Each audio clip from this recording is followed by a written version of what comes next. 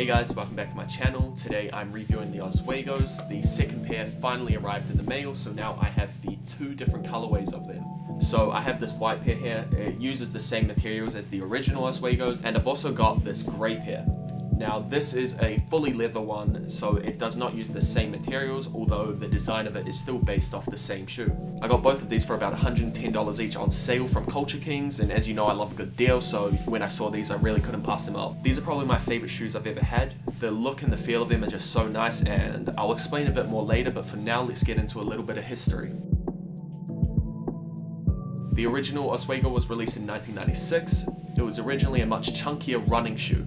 It used Adiprene technology in the forefoot of the sole. Adiprene is sole technology that reduces impact and dampens shock and is made to last on all surfaces. In 1997, the Ozweego 2 came out and replaced the Ozweego 1 with a slightly updated upper. And then the Ozweego 3 came out in 1998, adding torsion to the midsole. Torsion technology is a lightweight arch support in the midsole of the shoe, separating the movement of the forefoot and the back foot, resulting in better stability. And they moved the Adiprene into the heel of the shoe, creating Adiprene Plus, the technology used in modern day Ozweegos.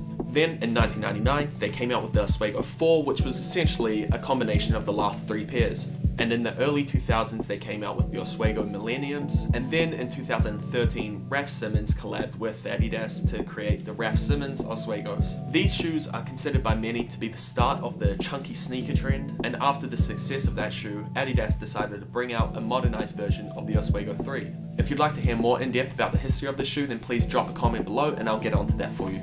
As I mentioned earlier, the modern Ozweegos use the same material as the Ozweego 3s. This consists of mainly mesh, suede, and TPU. TPU is an in-between material between rubber and plastic. So I have one pair using those materials, but I also have another pair that is mainly leather. Both of these have an updated version of the Adiprene Plus in the sole, and they obviously take inspiration from the Ozweego 3, just using an updated, aggressive design. Something I really like is that they've also kept the translucent support tube around the shoe. This is a really nice touch because it's not only taking inspiration from the original Ozweegos, but it's also taking some inspiration from the Raf Simons collab. Something I noticed that is the difference between modern day Ozweegos and the old Ozweegos is that they use leather on the tongue rather than the mesh. Now I personally like how it looks because the modern Ozweegos have quite a chunky sole, but the rest of the shoe is quite slim looking. The silhouette of these shoes uses a kind of wavy pattern on either side of the Adidas logo, and it has a reflective stripe going around this wavy pattern, which I'm personally a massive fan of. I love how they look and how they stand out in photos, especially when using flash. Now overall there's not much difference between these two pairs of shoes, it's just that this one is completely leather whereas this one is a mix of mesh and suede. The biggest difference I notice is that the reflective line in these shoes is just your standard silver reflective color, whereas these ones is that purpley greenish chameleon color. I forgot what the name is. If you could drop a comment down below to let me know, that would be great. Alright, so now that I've talked a bit about the shoes, I'll show you some videos of me wearing them because as you know, shoes never look the same on the shelf as they do on the feet.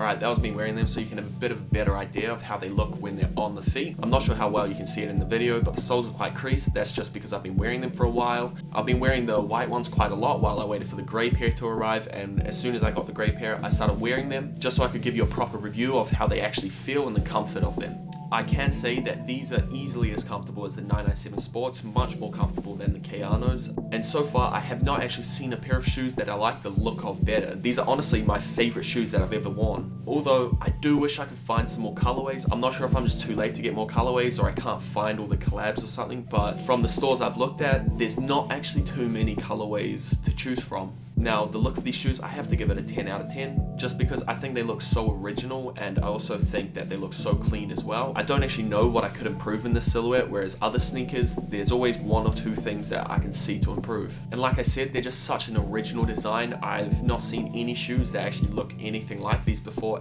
And the feeling of them, as I mentioned earlier, I found them just as comfortable as the 997 Sports, so I'm gonna have to give them a 9.5 out of 10.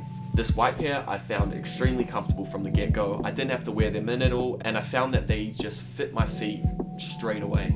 This leather pair, I found at first the leather was quite stiff, but it only took a couple hours of me wearing them to loosen up and really mold to my feet, which I'm really impressed by, because the feeling of the leather as well just feels really premium, although it doesn't stay too stiff. Something else I love about the leather pair is that the leather isn't a smooth leather, it's quite a crease leather anyway, so when you've worn them for a while, you don't actually notice the crease marks in the front of the upper as you would in a pair of shoes with that smooth leather.